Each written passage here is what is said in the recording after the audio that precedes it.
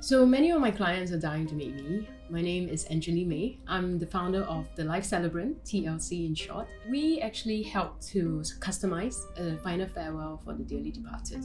And I'm also the author for Dying to Meet You and 爱的告别. So starting from 2010, I started to give a lot of seminars to nurses, social workers. And every time after the seminar, they will come up to me and say, "Oh, Angjolie, where can I listen or read more about what you have shared?" And I said, I don't have a book at that point in time.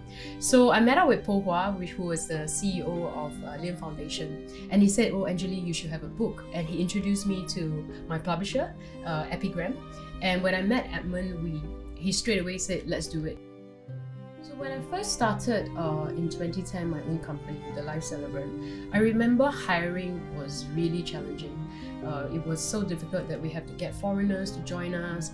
It was an industry that nobody wants to join. Another thing that I witnessed is professionalism, that more funeral companies are really upping the game.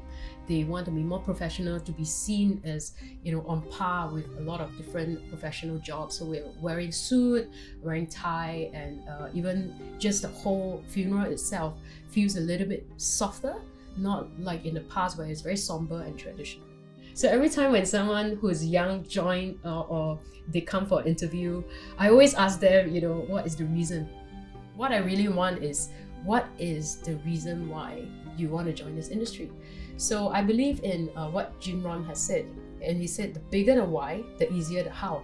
So if I know why you want to join this industry, and this why is so big, I don't really need to teach you how to manage a funeral.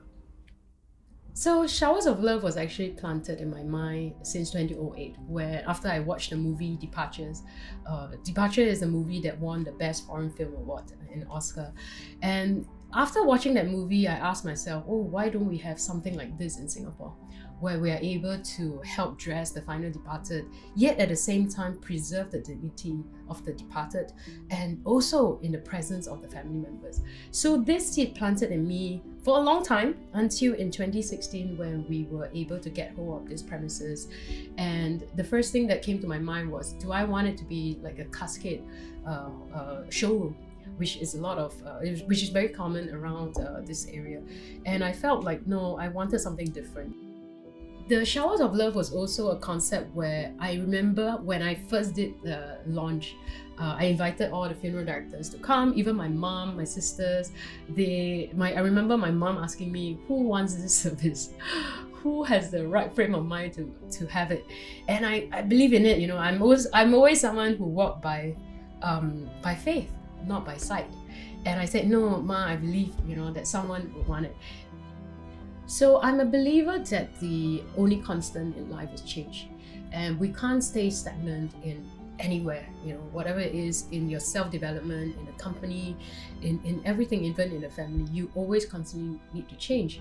So when COVID hit us, the first thing we did was, okay, now we know that there's a limited number of people who can attend the funeral. What can we do to do it differently and to help families? So the first thing we started, I think we were one of the earlier group to start live streaming. So we started live streaming at the earlier part of the process. So there were a lot of things that we constantly upgraded, like sanitizers. We were the first to put sanitizers at the funeral. So of course, people will follow suit. The whole point is, how can we create a safer environment for families and also for our team? So one of the personal experience that I had was when I was in New Zealand and I was helping in a funeral home. And I remember attending to a funeral of this old lady, a granny. And in New Zealand, it's very different from us, where we actually go to the crematorium. So after the service has ended, everybody was actually moving out and they were heading over to the reception area. I saw this young girl sitting there and she didn't move. She waited for everybody to leave, and then she came up to me and asked, could you open up my granny's casket? Because it was a closed casket. So she said, could you help me to open up? I just want to take a look at her. So I said, okay. So me and the funeral director, we both placed the casket lid open, and then we gave her some time because she said, well, can you leave me alone for a while? I just want to have some private moment. And I can hear what she was saying because the door was a bit ajar. And she looked into the casket and she was actually apologizing to her nana.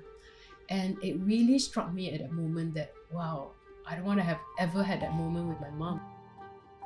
And I feel that the best thing that I would like to leave the audience is just that 4 simple phrases in life. I'm sorry, I forgive you, I thank you, and I love you. To say it more generously, to be kind to one another, and to really live life to the fullest, because we never know when is our last day. And to live life with no regrets, and to live life with no regrets.